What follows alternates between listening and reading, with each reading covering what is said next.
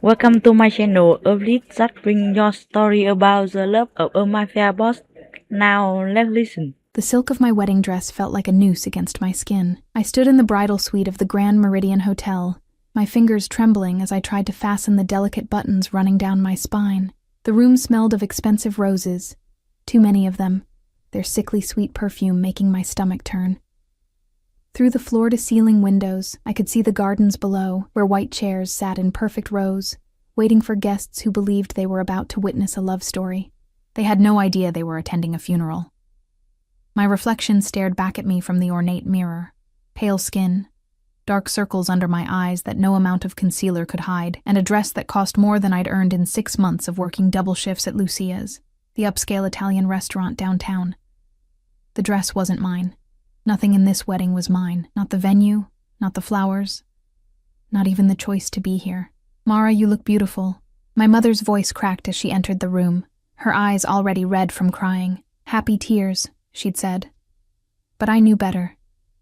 These were tears of relief that her daughter was finally being saved from a life of struggle. I forced a smile.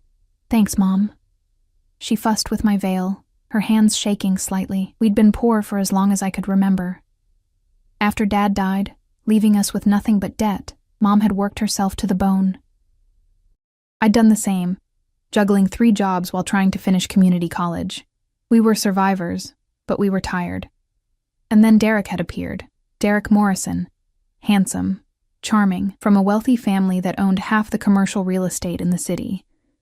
He'd walked into Lucia's 6 months ago, sat in my section, and ordered the most expensive wine on the menu. I'd spilled a few drops on the white tablecloth while pouring, my hands exhausted from a morning shift at the bakery and an afternoon cleaning houses. He'd laughed it off, asked for my number, told me I was beautiful. 3 months later, he'd proposed. It had all happened so fast. Too fast. But Mom had been so happy, crying tears of joy when she saw the ring. "You deserve this, baby," she'd whispered. "You deserve someone to take care of you." I'd wanted to believe her. A knock on the door made us both turn. Derek's mother, Patricia Morrison, swept in wearing a cream-colored Chanel suit and a smile that never reached her eyes. She looked at me the way someone might examine a stray dog they'd reluctantly agreed to house. "5 minutes, dear," she said, her voice dripping with false warmth. "Everything's ready." After she left, Mom squeezed my hand. "I'll see you down there." Alone again, I stared at myself in the mirror.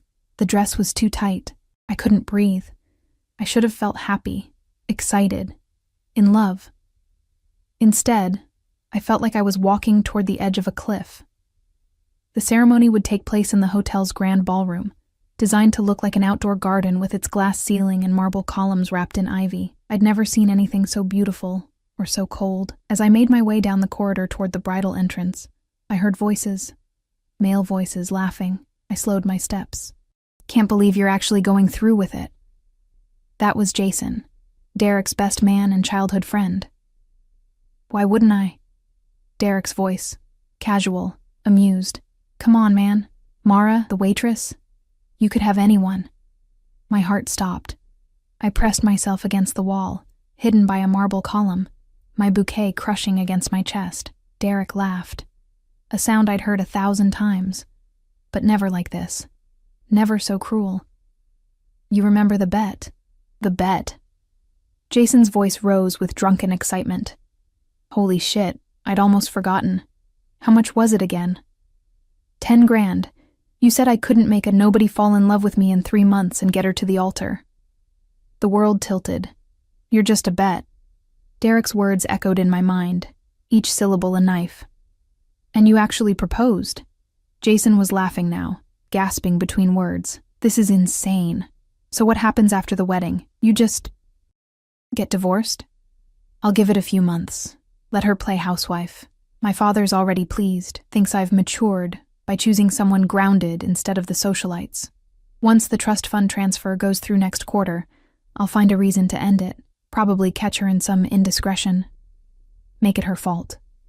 "You cold bastard." Jason's admiration was evident. "What about her?" "What about her?" Derek's voice hardened. "She's a poor girl who got to play Cinderella for a while. She'll walk away with enough money to keep her quiet. It's more than she would have made in a lifetime serving pasta. My legs gave out. I grabbed the column to keep from falling, my bouquet dropping to the marble floor with a soft thud. The white roses scattered like bones. I couldn't breathe, couldn't think. The silk noose around my throat tightened. You're just a bet. 6 months of my life, my mother's joy, my stupid, desperate hope that maybe, just maybe, someone could love me. All of it was a lie. A game. A cruel joke played by a bored rich boy who saw me as nothing more than a challenge, a novelty, a nobody. I don't know how long I stood there, staring at the fallen flowers. Seconds. Minutes? Time had lost meaning. Then I heard footsteps. "Miss, are you all right?" A deep voice, accented. Italian, I thought distantly. The ceremony is about to... I looked up. The man standing before me wasn't part of the wedding party. I would have remembered him. He wore a black suit that looked like it cost more than the entire wedding, perfectly tailored to a tall, lean frame, dark hair, slightly silver at the temples, sharp cheekbones and a jaw that could cut glass. But it was his eyes that stopped me. Dark, almost black, and so intense I felt exposed, like he could see every broken piece of me. Behind him, 2 men in similar suits stood at attention, their eyes constantly scanning the corridor. Security. Serious security. My voice came out as a whisper. I tried again. "I'm fine." His gaze dropped to the scattered flowers, then back to my face. He studied me with an intensity that made my skin prickle. "You are the bride." It wasn't a question. "Yes." The word tasted like ash. Something flickered in those dark eyes. Recognition? Concern? "You should not be out here alone," too quickly to name, he said quietly. "It is not safe." The absurdity of the statement almost made me laugh. Not safe? I was standing in a luxury hotel surrounded by guests, about to marry a man who saw me as a bet, and this stranger was worried about my safety. "Who are you?" I asked. A slight smile touched his lips, but it didn't reach his eyes. "Someone who does not belong at weddings." He moved closer, and I caught his scent. Expensive cologne, cedar, and something darker. Dangerous. He bent down, gathering my scattered roses with surprising gentleness for someone who radiated such controlled power. When he straightened and offered me the bouquet, our fingers brushed. The touch was electric. "Thank you," I whispered. He studied me for a long moment, his expression unreadable. "You are afraid." It wasn't a question, and I didn't bother denying it. "Do you want to marry him?" His voice was soft, almost gentle, but there was steel underneath. The question should have offended me. This stranger had no right to ask. But standing there in my silk prison, clutching flowers that smelled like death, I couldn't find the will to lie. "I don't know." I breathed. His jaw tightened almost imperceptibly. "Then perhaps you should not." Before I could respond, Patricia Morrison's shrill voice echoed down the corridor. "Mara! What are you doing? Everyone's waiting." The stranger stepped back smoothly, melting into the shadows as if he'd never been there. His security detail followed, silent as ghosts. Patricia appeared, her face flushed with irritation. She didn't seem to notice I'd been talking to anyone. "Come now. Derek is getting impatient." Derek. My fiancé. The man who'd made me a bet. I let Patricia usher me toward the ballroom doors, my mind numb. The orchestra began playing, the doors opened. Everyone stood. And there, at the end of the white carpet, stood Derek, smiling. Perfect. A lie wrapped in a tuxedo. I took the first step, then the second. Each step was agony. Halfway down the aisle, I felt it, that prickling sensation of being watched. I glanced to my left, toward the back of the room where a few late arrivals stood. The stranger from the corridor. He wasn't smiling now. His dark eyes were locked on me with an intensity that made my breath catch. And in that moment, I saw something in his expression that I'd never seen in Derek's. Concern. Real concern. For me. A nobody. A bet. I reached the altar. Derek took my hand, his smile wide and false. The officiant began speaking, but I couldn't hear the words over the roaring in my ears. "If anyone objects to this union, speak now, or I object." The voice came from the back of the room. Everyone turned. The stranger stepped forward, his security detail flanking him. The air in the room changed, charged with sudden tension, danger. Derek's hand tightened painfully on mine. Who the hell? The bride, the stranger interrupted, his voice cutting through the shocked silence like a blade, is mine. The ballroom erupted into chaos. Gasps rippled through the crowd like a wave. Derek's grip on my hand became painful, his fingers digging into my skin hard enough to bruise. I could feel him shaking. Whether from rage or shock, I couldn't tell. "Security!" Patricia Morrison's voice shrieked above the murmurs. "Get this man out of here!" But the hotel security guards who'd started moving forward stopped abruptly when the stranger's two men stepped into their path. They didn't touch anyone, didn't even speak, just stood there, radiating a quiet menace that made grown men reconsider their choices. The stranger walked down the aisle with the confidence of someone who owned not just the room, but the entire world. Every step was measured, deliberate. People moved out of his way instinctively, pressing back against their chairs. "What is the meaning of this?" Derek demanded, finally finding his voice. "This is a private ceremony. You have no right." "I have every right." The stranger's accent became more pronounced, each word precise and cold. "The bride is under my protection." I stared at him, my mind reeling. Protection? I'd never seen this man before today. How could I be under his protection? Derek laughed. That same cruel laugh I'd heard in the corridor. Protection? From what? "Look, I don't know who you think you are, but I know exactly who I am." The stranger stopped a few feet from the altar, his dark eyes never leaving my face. "The question is, does she know who you are?" The words hung in the air like a threat. Derek's face flushed red. "This is insane. Mara, tell him you want to marry me." Every eye in the room turned to me. I opened my mouth, but no sound came out. My throat was too tight, my chest too constricted. The silk noose was choking me. "She cannot speak," the stranger observed quietly, "because she knows the truth." "What truth?" Patricia demanded, her voice shaking with outrage. "Young man, I don't care who you are or what connections you think you have. Connections." He turned his gaze to her, and she actually took a step back. "Signora Morrison, your family's real estate empire sits on land leased from companies I own. Your son's trust fund is managed by a bank my family controls. I suggest you choose your next words very carefully." The color drained from Patricia's face. My mother stood from her seat in the front row. "Mara? Baby, what's going on?" I looked at her hopeful, frightened face, and felt something crack inside my chest. "Tell them," the stranger said softly, his eyes on mine. "Tell them what you heard. How did he know? How could he possibly know?" Derek's fingers tightened even more on my hand. "Mara, don't listen to him. He's clearly disturbed. We'll have him removed and you're just a bet." The words came out of me in a whisper. But in the shocked silence of the ballroom, everyone heard them. Derek froze. "What?" my mother breathed. I pulled my hand from Derek's grip, my skin white where his fingers had been. "I heard you.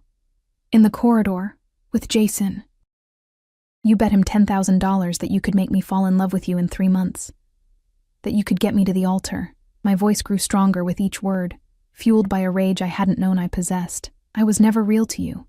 I was just a game. A bet." The gasps were louder now, mixed with angry murmurs. Derek's perfect face twisted. "Mara, that's not...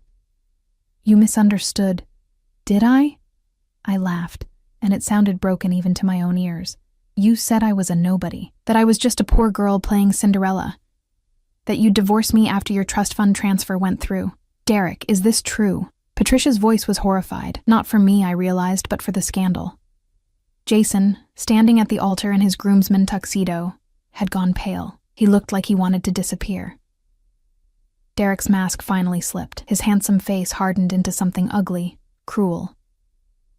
"So what if it is? Look at you, Mara. Look at where you came from. You should be grateful I even looked at you twice. You're a waitress. A nobody with a drunk father who killed himself and left you with nothing." My mother made a sound like she'd been struck. The stranger moved so fast I almost didn't see it. One moment he was standing still, the next his hand was wrapped around Derek's throat, lifting him slightly off his feet. "Apologize," he said quietly. Too quietly. Derek's face turned red, then purple. He clawed at the stranger's hand, gasping. "Can't. Breathe. Then speak quickly. I'm sorry." The stranger released him with a look of disgust. Derek collapsed against the altar, coughing and gasping. The officiant had backed away, looking like he wanted to run. The stranger turned to me, and his expression softened almost imperceptibly. "You do not have to stay here. Who are you?" I whispered. "My name is Dante Valentino." He said it simply, as if it should mean something. It did. Even I, working in an Italian restaurant, had heard whispers about the Valentino family. Old money, old power, and rumors. Dark rumors about what they really controlled in this city and beyond. I couldn't finish the sentence. "Someone who does not appreciate seeing innocence destroyed for sport." His eyes moved to Derek, who was still gasping against the altar. "Your father, Mara Castellano, was Antonio Castellano." My heart stopped. "How do you know my father's name?" "Because he was a good man who worked for my family before his death." Dante's voice was gentle now. He was loyal, honest. "When he died, I made inquiries. I learned of his widow and daughter, struggling. I had intended to reach out, to honor his service, but I was told you wanted nothing to do with that world." I stared at him, my mind spinning. My father had worked for the Valentino family? My mother had never mentioned, but of course she hadn't.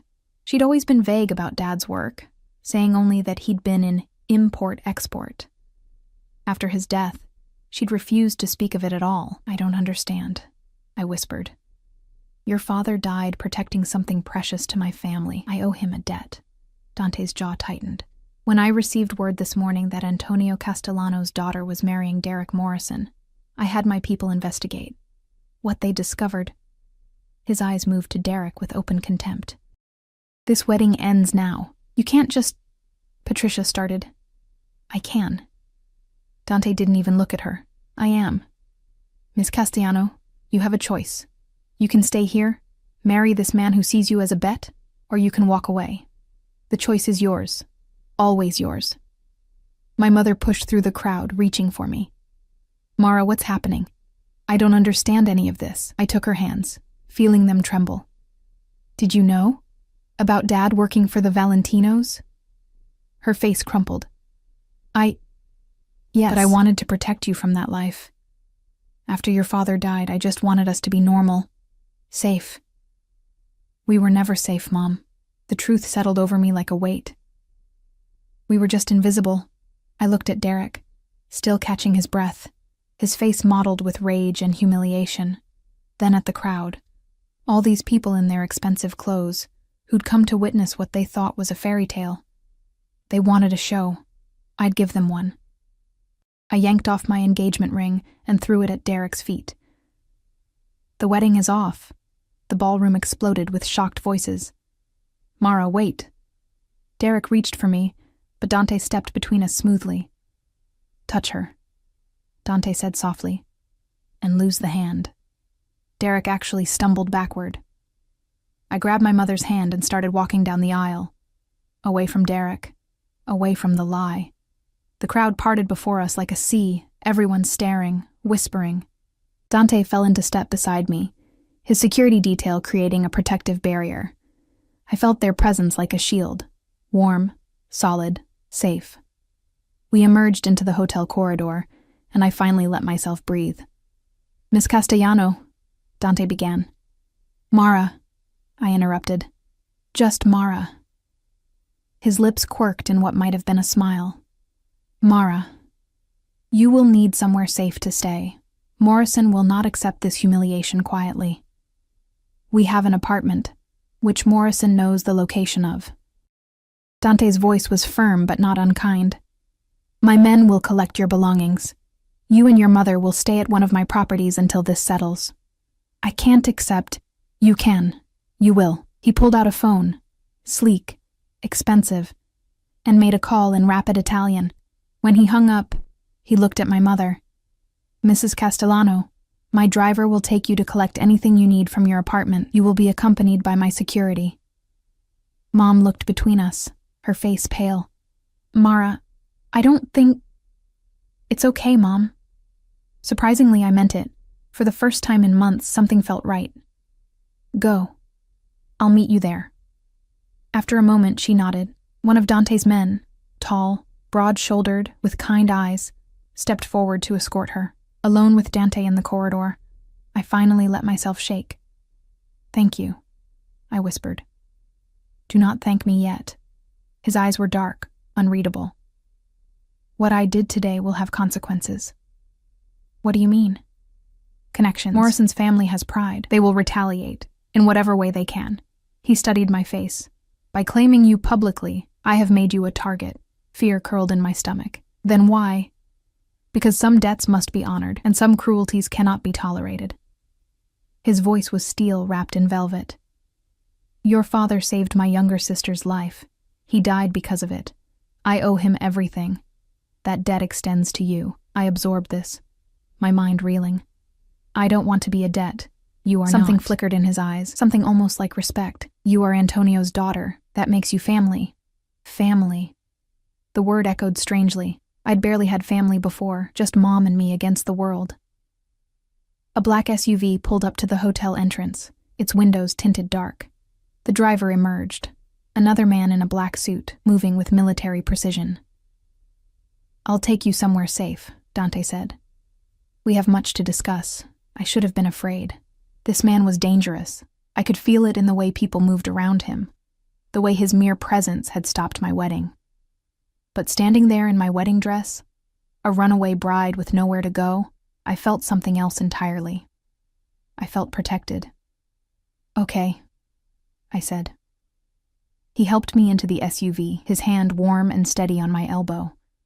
The gesture was surprisingly gentle from someone who'd just choked my ex-fiancé. As we pulled away from the hotel, I looked back through the tinted window. I could see people spilling out onto the steps. Guests, family, all talking excitedly about the scandal they'd just witnessed. Derek stood at the entrance, his face twisted with rage, watching us leave. He looks like he wants to kill someone, I murmured. He is welcome to try. Dante's voice was cold. It would save me the trouble of destroying him slowly. I turned to look at him.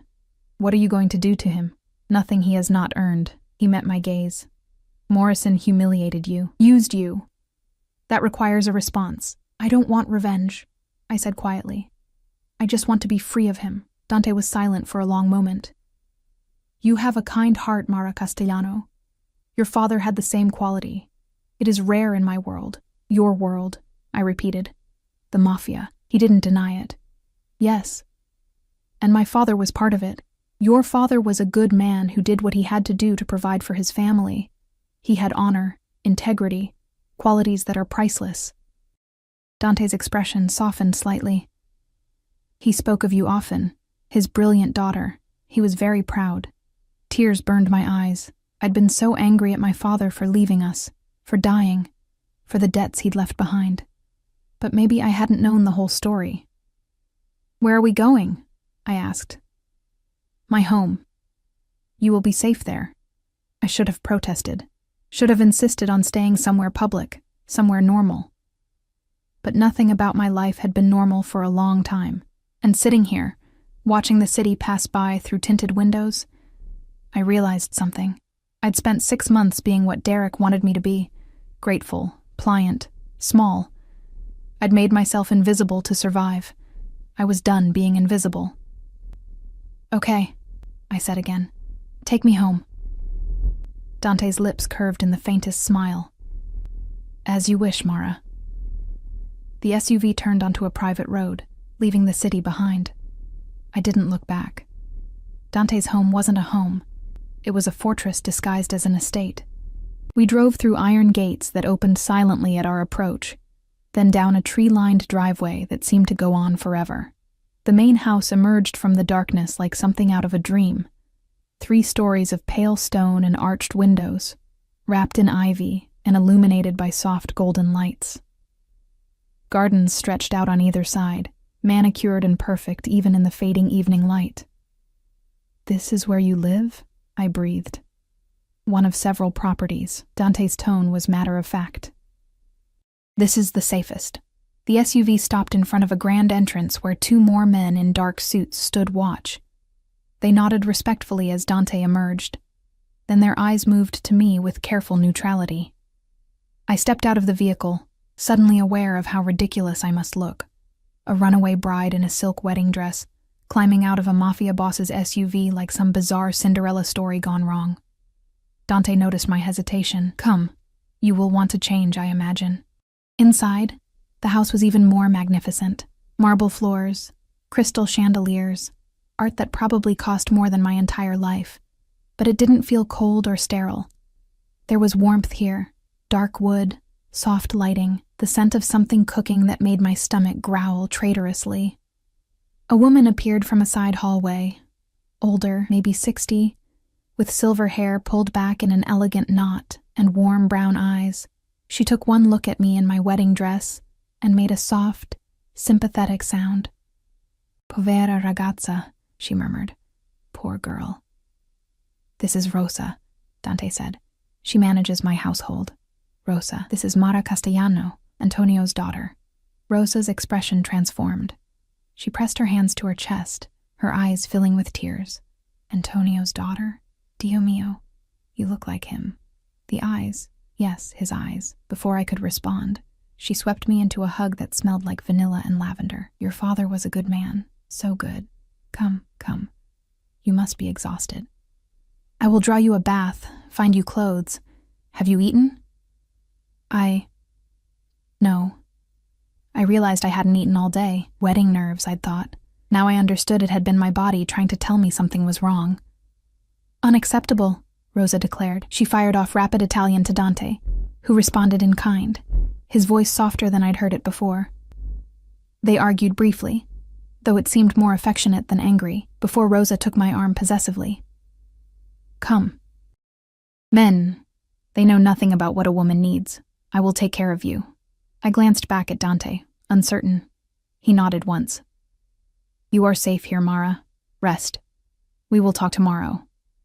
Rosa led me up a sweeping staircase to the second floor, chattering in a mix of Italian and English about how long it had been since there was a woman in the house, how Dante worked too much, how she'd prayed for Antonio's family after his death. She brought me to a bedroom that was larger than my entire apartment. A 4-poster bed dominated the space, draped in soft cream linens. French doors opened onto a balcony overlooking the gardens. The attached bathroom had a soaking tub big enough for 3 people. "I will bring clothes," Rosa promised. "You bathe.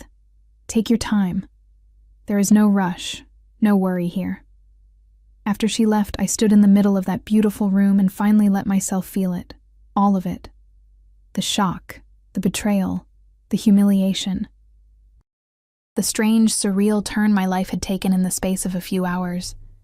I'd woken up this morning expecting to become Mrs. Derek Morrison. Now I was standing in a mafia boss's guest room, my wedding dress crumpled around my feet, my entire life in pieces. A laugh bubbled up, half hysterical, half relieved. Then came the tears. I cried in that enormous bathtub, the water turning cold around me as I sobbed out months of trying to be someone I wasn't, years of struggling and scraping by, the weight of my father's death and my mother's desperate hope that I could be saved by a man who saw me as a joke. When the tears finally stopped, I felt empty, clean, like I'd washed away more than just the day. Rosa had left clothes on the bed, soft leggings, an oversized cashmere sweater that probably cost a month's rent, thick socks. Everything fit perfectly, which should have been strange, but somehow wasn't. Dante Valentino seemed like the type of man who paid attention to details. I found my way back downstairs by following the smell of food. The kitchen was huge, all stainless steel and marble counters.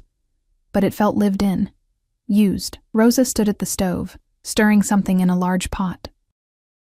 "Sit, sit," she commanded, pointing to a breakfast nook by the windows. "You will eat." She placed a bowl of pasta in front of me. Simple, just olive oil and garlic and fresh herbs, but it smelled like heaven. I took a bite, and nearly moaned. Good. Yes? Rosa smiled. This was your father's favorite. He would come to the kitchen after a long night, and I would make this for him. We would talk. Tell me about him, I said softly. Please. My mother. She never wanted to talk about his work. Rosa settled into the chair across from me, her expression growing distant with memory. Antonio was loyal. So loyal. When Dante's father was alive, Antonio was his right hand. Not just muscle, you understand. Though he was strong. He was smart, kind, he kept the peace. What happened to him? Her face shadowed. There was an attempt on Dante's sister, Gabriella. She was only 16, rival family, trying to send a message. Your father was escorting her home from school. They were ambushed. She crossed herself. Antonio put himself between Gabriella and the bullets. He saved her life, but he died. I finished, my throat tight. He died a hero. Dante was only 25 then, newly in charge after his father's death. What Antonio did, it meant everything. Dante made sure your family was cared for. Money sent, debts cleared, but your mother refused further contact. She wanted a clean break from this world. I absorbed this, pieces of my life clicking into place. The mysterious payments that had helped us survive the first year after Dad's death. Mom's insistence that we never discuss where they came from. Her fear whenever anyone mentioned the Valentino name. She was trying to protect me, I murmured. Yes. And she did. But now... Rosa's eyes were gentle. Now you are here. And Dante, he takes his debts seriously. Too seriously, perhaps. What do you mean? Before she could answer, the man himself appeared in the doorway. He'd changed from his suit into dark slacks and a white shirt, sleeves rolled up to reveal surprisingly muscular forearms. Without the armor of the formal clothes, he looked younger, maybe early 30s. Still dangerous, but somehow more human. Rosa, you are filling her head with stories, he said, but there was warmth in his voice. Someone must tell her the truth, Rosa shot back. You certainly will not. You and your secrets. He sighed, moving into the kitchen with the easy grace of someone completely comfortable in his space. How do you feel? He asked me. Like my life just exploded, I answered honestly. An apt description. He poured himself a glass of wine from a bottle on the counter, then held it up questioningly to me. I nodded. Why not? Nothing about this day had been normal. He poured a second glass and settled into the chair beside me. This close, I could smell his cologne again. Cedar and something darker that I was starting to recognize as uniquely him. Your mother has arrived safely, he said. She is in the East Wing, resting. My men retrieved what you needed from your apartment. Thank you. Morrison has been calling your phone, texting. His jaw tightened. My people are monitoring the situation. A chill ran through me. What is he saying? Nothing worth repeating. Threats, mostly. Please. Accusations. He is a man who does not like losing. Dante's dark eyes met mine. I have people watching him. He will not come near you. You can't watch me forever, can I not? There was something almost possessive in the way he said it, and I felt heat creep into my cheeks. Rosa made a knowing sound and stood. I will leave you to talk. Mara, if you need anything, my room is on the first floor, third door on the left. After she left, silence settled between us. I sipped my wine, trying to organize the 1,000 questions crowding my mind. Why did you really come to the wedding? I finally asked. You said you owed my father a debt, but you could have just sent a message, stopped it another way. Why show up in person? Dante was quiet for a long moment, his fingers tracing the rim of his wineglass. When my men told me about Morrison's bet, I had them investigate further. I read the transcripts of his conversations, saw how he spoke about you. His voice hardened. He was planning to destroy you, not just end the marriage, but ensure you were blamed, humiliated. He wanted to break you completely. Why would he care that much? Because men like Morrison are bullies. They cannot stand being rejected, even by those they see as beneath them. Dante's eyes met mine, and I saw anger there, cold, controlled fury. I have seen this pattern before, watched powerful men crush vulnerable women for sport. I will not allow it. So you saved me. I honored a debt, he corrected.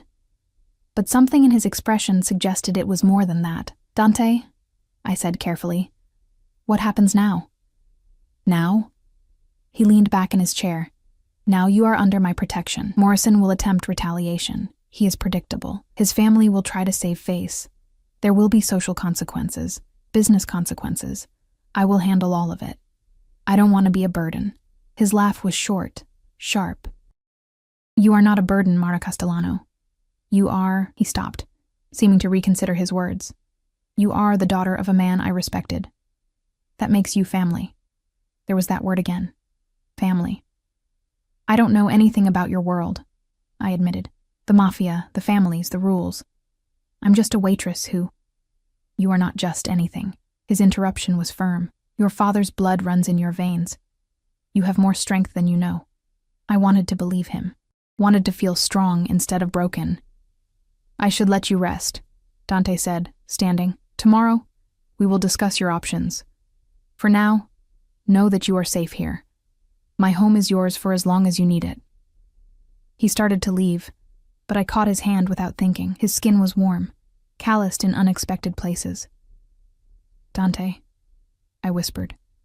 Thank you for today, for everything. He looked down at our joined hands, and something flickered in his eyes, something hot and dangerous and quickly suppressed. Sleep well, Mara.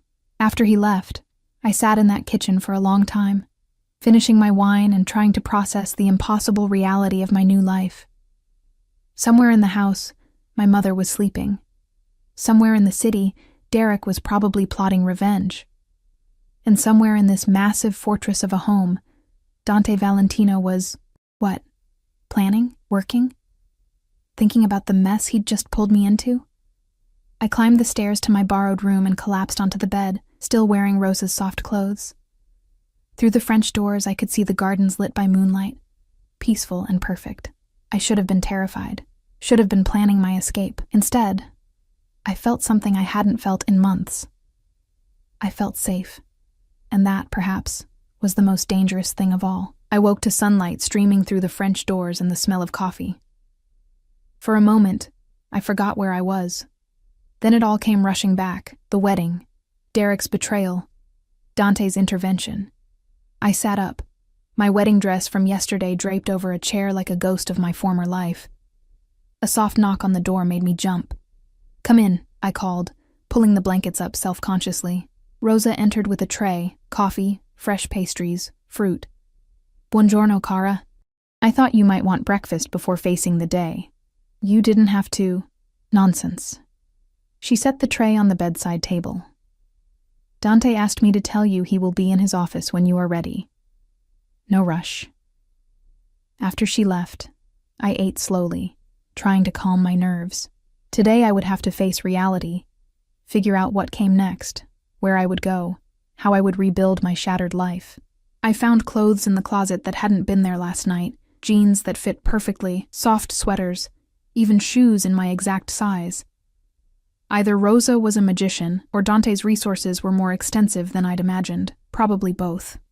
I made my way downstairs, following the sound of low voices. Dante's office was at the end of a long hallway, the door partially open. I hesitated, then knocked. Enter. He sat behind a massive desk, papers spread before him, phone to his ear.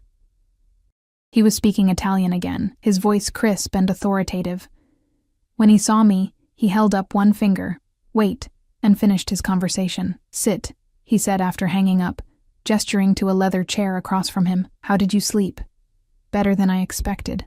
I settled into the chair. Thank you for the clothes, and everything else. Rosa chose them. She has good taste. He leaned back, studying me with that intense gaze that made me feel exposed. I have news. Morrison attempted to access your apartment last night. My men stopped him. My stomach dropped. Is he... He is unharmed. Warned. Dante's tone suggested the warning had not been gentle. He will not try again. What did he want? To intimidate you. To reassert control. Dante's jaw tightened. Men like Morrison cannot accept losing power. but he has underestimated the consequences of humiliating someone under my protection. What are you going to do to him? What would you like me to do? The question caught me off guard. Dante leaned forward, his dark eyes locked on mine. You are the wronged party, Mara. If you want him ruined, I can arrange it. His family's business, their reputation, their fortune, all of it can disappear. The power in that statement took my breath away. He was offering me revenge on a silver platter. I swallowed hard. I just want him to leave me alone, to never have to see him or think about him again. Something like approval flickered in Dante's expression. Then that is what you will have. I will ensure Morrison understands that any attempt to contact or harass you will result in severe consequences. He will leave you alone. And his family? They must hate me now. They fear me more than they could ever hate you. He said it simply, a statement of fact. But you are correct that there will be social fallout. The wedding was high profile. There will be talk, speculation, scandal. I hadn't even thought about that.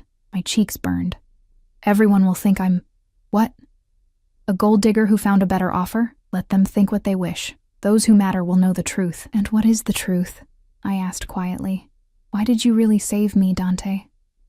I know you said you owed my father, but there's something else. I can feel it. He was silent for a long moment, his expression unreadable. Finally, he stood and moved to the window, his back to me. 3 years ago, he began, his voice low. I was engaged to be married. Her name was Isabella, daughter of an allied family, beautiful, educated, perfect on paper. He paused. The night before our wedding, I discovered she had been planted by a rival family. Everything. The courtship, the engagement, her affection, all of it was a lie. A long game to gain access to my operations, my family. I held my breath, afraid to interrupt. I called off the wedding publicly, humiliated her and her family. It was necessary, a message to anyone who would think to deceive me. He turned back to face me, and I saw something raw in his eyes. But in the months that followed, I learned she had not been willing. She had been forced by her family, threatened. And when the engagement ended, they punished her for failing. What happened to her? She disappeared. My people searched, but we never found her. His hands clenched at his sides. I had been so focused on my own betrayal, my own pride, that I never stopped to ask if she was also a victim.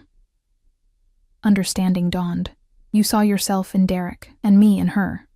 No. He crossed back to me, leaning against his desk, close enough that I could feel the heat of his body. I saw you as I should have seen Isabella. Not as a conspirator, but as someone being used, someone vulnerable who deserved protection, not punishment. So, this is guilt. You're protecting me to make up for her. In part. His honesty surprised me, but it is more than that.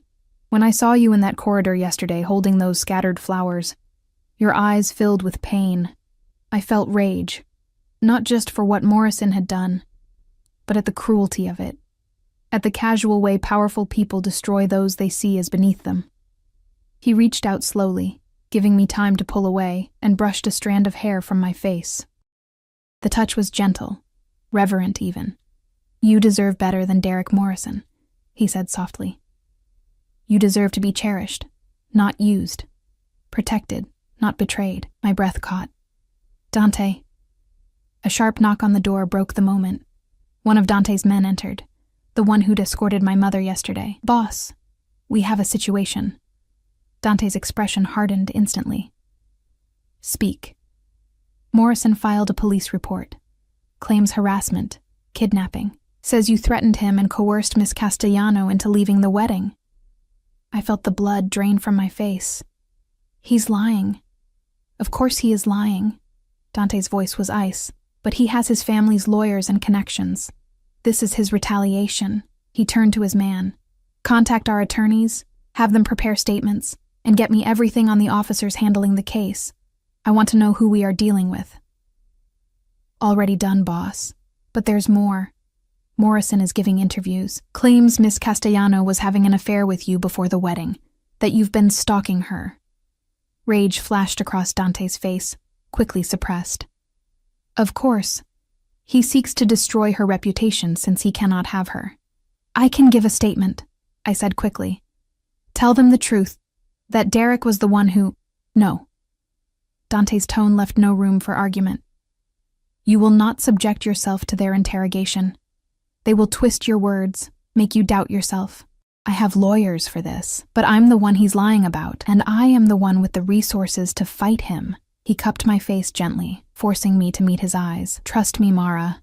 I will not let him win. The certainty in his voice should have reassured me. Instead, it terrified me, because I realized in that moment how much power Dante Valentino actually had, and how easily he could use it. What if Derek was right? What if I had just traded one cage for another? As if reading my thoughts, Dante's expression softened. You are not a prisoner here. If you wish to leave, to handle this yourself, I will not stop you. But know that Morrison will use every weapon at his disposal to destroy you. Alone, you are vulnerable. With me, you are protected. It was the truth. Harsh and simple. What do we do? I whispered. We go on the offensive. He released me and turned to his man. Schedule a press conference. I will make a statement. Boss, are you sure? Yes. Dante's voice was steel. Morrison wants a war. He will have one. But he has made a critical mistake. What's that? Dante's smile was cold, dangerous, and terrifyingly beautiful. He thought I was bluffing when I said Mara was mine. The possessiveness in those words sent a shiver through me. Over the next few hours, I watched Dante orchestrate a response with military precision. Lawyers arrived. Statements were drafted. Phone calls were made in rapid Italian. Through it all, Dante remained calm, controlled, deadly. My mother found me in the library where I'd retreated to escape the chaos. Mara, sweetheart. She looked exhausted, older somehow. Are you all right? I don't know. I gestured helplessly. Derek is accusing me of things. Dante is preparing for war, and I don't know what to do. She sat beside me, taking my hands. I should have told you about your father. About the Valentinos. I thought I was protecting you, but I only made you vulnerable. You did what you thought was best. Did I? Her eyes filled with tears. If you'd known who your father really was, what he'd done, maybe you would have seen Derek for what he was sooner. Maybe you would have had the strength to walk away. Mom, Dante is a dangerous man, Mara. But he is also honorable. Your father trusted him with his life. With ours. She squeezed my hands. Whatever happens next, know that you are not alone. Not anymore. That evening, Dante's press conference aired on every major news channel. I watched from his office, my heart in my throat, as he faced down a room full of reporters with the same calm authority he brought to everything. I am here to address the false allegations made by Derek Morrison, he began, his accented voice clear and strong. Miss Mara Castellano is under my family's protection due to her late father's service and sacrifice. Yesterday I learned of Mr. Morrison's cruel deception, that his engagement to Miss Castellano was based on a bet, a game to humiliate a vulnerable woman for his own amusement. Cameras flashed. Reporters shouted questions. Dante ignored them. I have evidence of Mr. Morrison's conversations regarding this bet. Evidence of his plans to divorce Miss Castellano after securing his trust fund, using her and discarding her. I intervened because such cruelty cannot be tolerated. He paused, his dark eyes finding the camera as if looking directly at Derek. Miss Castellano is innocent. She is a victim of Morrison's manipulation. Any claims that she behaved inappropriately are lies designed to cover his own guilt and humiliation. His voice dropped, becoming dangerously soft. I suggest Mr. Morrison withdraw his false accusations and focus instead on explaining to his family and society why he thought it acceptable to treat another human being as a joke. Mr. Valentino, a reporter shouted, what is your relationship with Miss Castellano? Dante's expression was unreadable. Miss Castellano is under my protection. That is all you need to know. But the way he said it, the possessiveness, the certainty, suggested it was much more than that. As the press conference ended, I realized something had shifted. This wasn't just about protecting me anymore. This was personal for Dante. He'd claimed me publicly, staked his reputation on my innocence. He'd made me his. The question was, What did that mean? And why did the thought of belonging to Dante Valentino terrify and thrill me in equal measure? Later that night, after the news cycle had exploded with coverage of the scandal, I found Dante on the terrace overlooking the gardens. He stood with a glass of whiskey, his suit jacket discarded, looking younger and more human than I'd ever seen him. "You didn't have to do that," I said softly, joining him at the railing. "Yes, I did. Derek will retaliate. This will only make things worse. Let him try." Dante's voice was cold. "I have already begun dismantling his family's business interests. By the end of the week, the Morrison name will be synonymous with dishonor. You're destroying him. I am defending you." He turned to face me fully, "And I am ensuring no one else ever thinks they can hurt you without consequences." The intensity in his eyes made my breath catch. "Why does this matter so much to you?" "Because—" He stopped, jaw tightening. "Because you matter, Mara." The admission hung between us, heavy with meaning. "I'm not her," I whispered. "Isabella. I'm not your second chance at redemption." "No." He stepped closer, so close I could feel the heat of his body. "You are not. You are something else entirely." "What?" His hand came up, cupping my face with surprising gentleness. "You are mine to protect, mine to defend. Mine." The possessiveness should have scared me. Instead, it ignited something deep in my chest, something fierce and wanting. "Dante," I breathed. He lowered his head slowly, giving me time to pull away. I didn't. When his lips met mine, the world tilted. The kiss was gentle at first, questioning, but when I responded, when I pressed closer, my hands gripping his shirt, it deepened into something hungry, desperate. He kissed me like I was precious, like I was his. And God help me, I wanted to be. The kiss broke slowly, reluctantly. Dante rested his forehead against mine, his breathing unsteady, his hands still cradling my face like I was something fragile and precious. "This is dangerous," he murmured. "I know.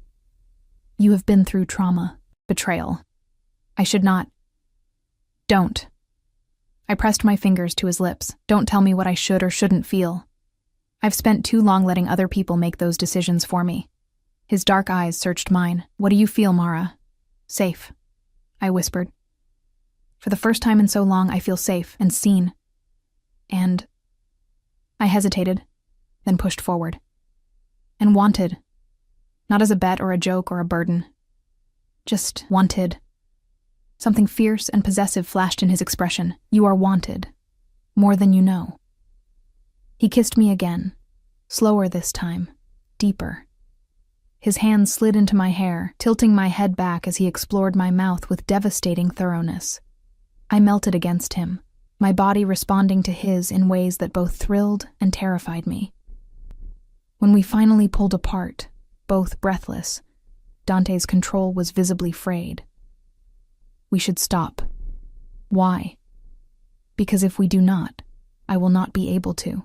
His voice was rough, strained. "And you deserve better than to be claimed in the aftermath of another man's cruelty. You deserve time, space, certainty." The consideration in his words made my chest ache. What if I don't want to wait? "Mara, I'm not broken, Dante. I'm angry. I'm hurt, but I'm not broken." I stepped back, meeting his eyes. "Derek made me feel small, invisible. You make me feel powerful. I want that. I want you." For a long moment, he just stared at me. Then he shook his head slowly, a small smile touching his lips. "You are Antonio's daughter, stubborn, fearless. Is that a yes?" "It is a promise."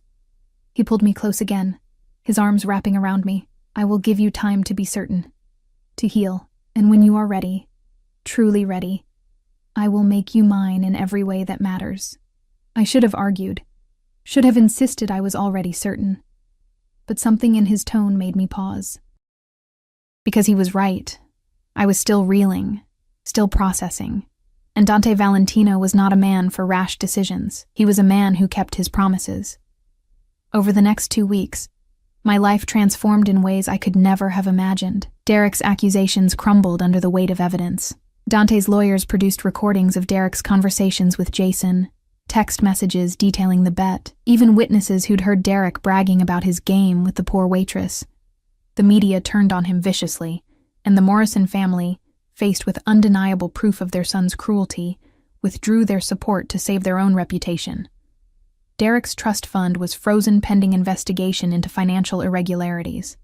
His father's real estate empire began to collapse as Dante quietly bought up their leases and called in debts. Within 10 days, Derek Morrison went from golden boy to pariah. I should have felt triumphant. Instead, I just felt free. Dante was true to his word. He gave me space, time, but never distance. He was always there, at breakfast, during evening walks through the gardens, in quiet moments when I needed someone to simply listen. He taught me about my father's life, sharing stories Rosa and his men told. Antonio Castellano had been respected, loved even, by those who served with him. He'd been more than muscle. He'd been a mediator, a protector, someone who brought honor to a world often lacking in it. Learning about him helped heal something broken inside me. My mother settled into the East Wing, finally allowing herself to relax for the first time in years. She and Rosa became fast friends, spending hours in the kitchen cooking and laughing. Watching her smile again made everything worth it. But it was Dante who consumed my thoughts. He was careful never to push, never to assume.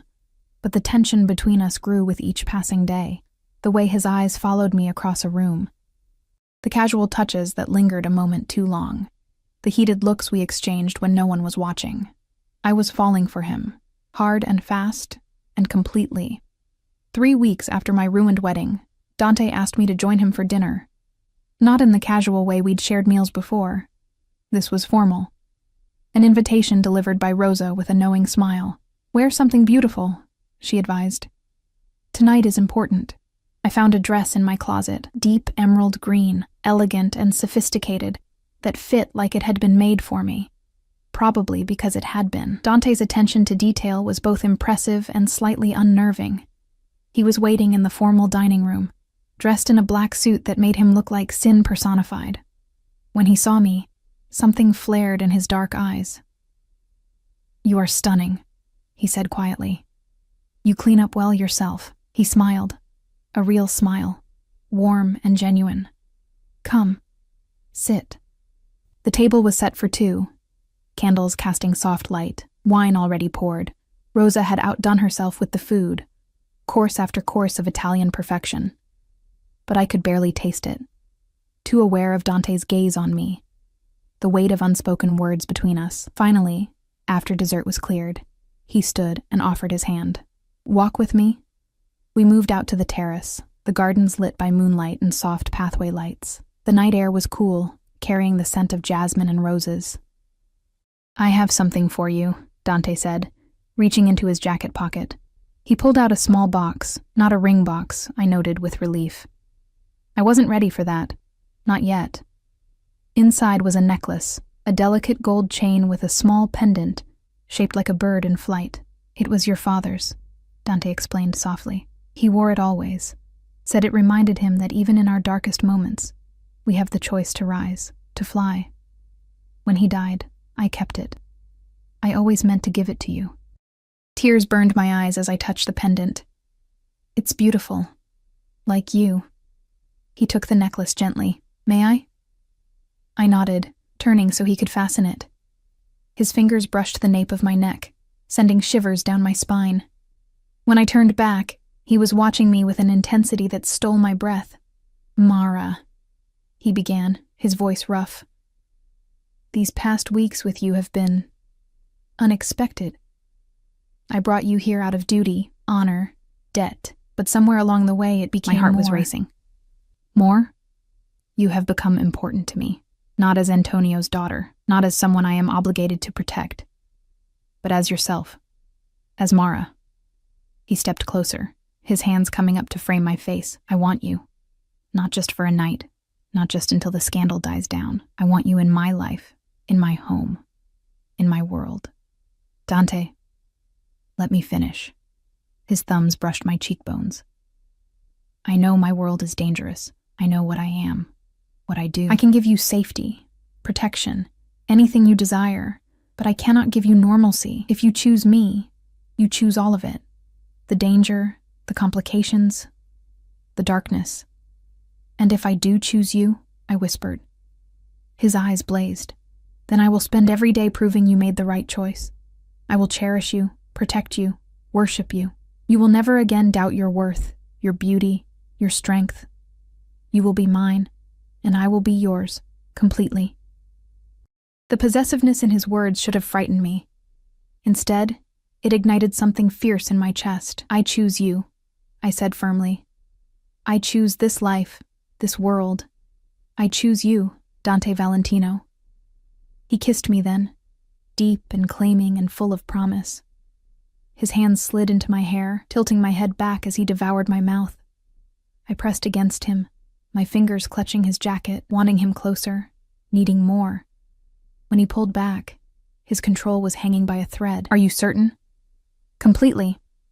Then come with me. He led me inside, up the stairs to his bedroom, a space I'd never entered before. It was masculine, elegant, dominated by a massive bed. He closed the door behind us, then turned to face me. Last chance to change your mind, he said softly. Instead of answering, I reached for the zipper of my dress. His eyes darkened. Mara, make me yours, I whispered. Completely. What followed was unlike anything I'd experienced.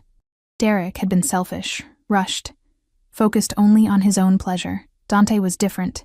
He worshipped me with hands and mouth, learning every sound I made, every place that made me gasp.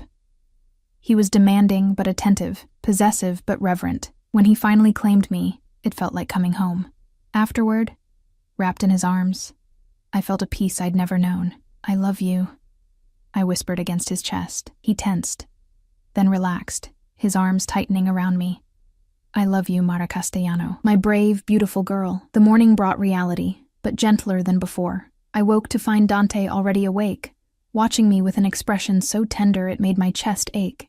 Good morning, he murmured, brushing hair from my face. Good morning. I have a proposition for you. I raised an eyebrow. Another one? He smiled. Marry me. My heart stopped. What? Not now, he clarified quickly. Not tomorrow, when you are ready. But I want you to know my intentions are serious. Permanent. You are not a passing fascination, Mara. You are my future.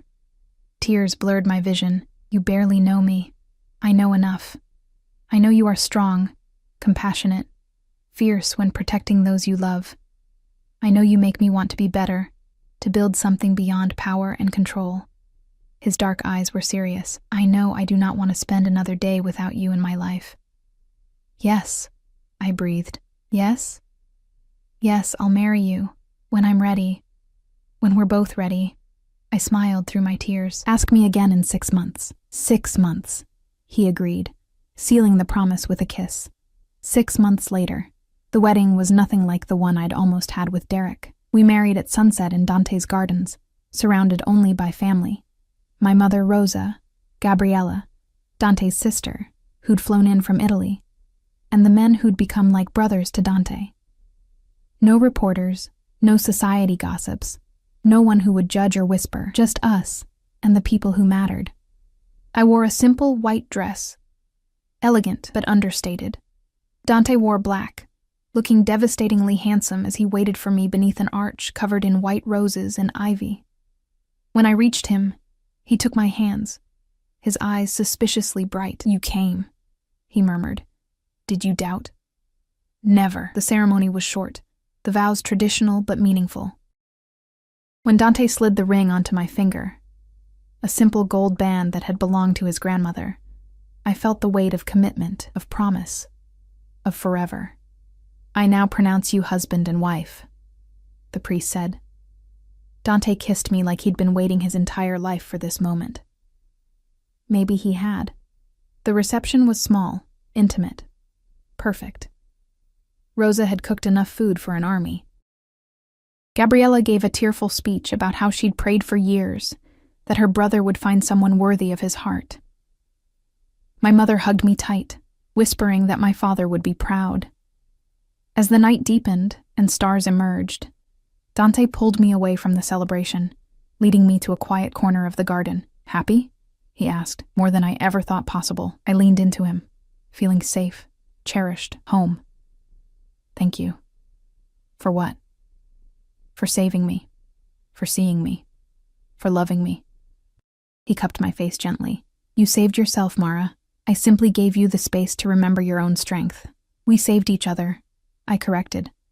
Yes, he agreed. We did. In the distance, I could hear music, laughter, the sounds of celebration, my mother's voice, Rosa's laughter, the low rumble of Dante's men enjoying the rare moment of peace. This was my life now, not a fairy tale. Dante's world was too dangerous, too complicated for that. But it was mine, chosen freely, built on honesty and trust and fierce, consuming love. I thought about Derek sometimes, wondered if he ever understood what he'd lost, what he'd thrown away for a stupid bet. Last I'd heard, he'd moved across the country, trying to escape the shadow of his humiliation. His family's business had recovered somewhat, though they'd never regain their former status. The Morrison name would always carry the stain of Derek's cruelty. I didn't hate him anymore. I almost pitied him, because he would never know what it felt like to be truly seen, truly valued, truly loved. What are you thinking? Dante asked, his arms around my waist. That I'm glad he made that bet. Dante pulled back, surprised. What? If Derek hadn't been cruel, if he'd actually loved me, I would have married him. I would never have met you. I smiled up at my husband. His worst moment led to my best one. Understanding softened Dante's expression. You find light even in darkness. I learned from the best. He kissed me softly, reverently. Come, Mrs. Valentino. Our guests will wonder where we have gone. Let them wonder, I said. But I let him lead me back. As we walked through the gardens toward the music and lights, I touched the bird pendant at my throat. My father's gift, worn on this day to honor the man whose sacrifice had ultimately led me here. He'd been right. Even in our darkest moments, we have the choice to rise, to fly. I'd been broken, used, humiliated. I'd been someone's joke, someone's bet. But I'd risen. I'd flown. And I'd found home in the arms of a dangerous man who'd taught me that love wasn't about rescue. It was about recognition, about seeing someone completely and choosing them anyway. Dante Valentino had seen me, truly seen me, when I was invisible to everyone else, and I had seen him, beyond the power, the danger, the dark reputation, to the man beneath. The man who kept his promises, who honored his debts, who loved fiercely and completely. Together, we were building something beautiful from the ashes of betrayal. Together, we were writing our own story, not a fairy tale, but something better, something real. As we rejoined the celebration, Dante's hand firm and warm in mine, I smiled. This was my happily ever after, hard-won, complicated, perfectly imperfect, and I wouldn't change a single thing.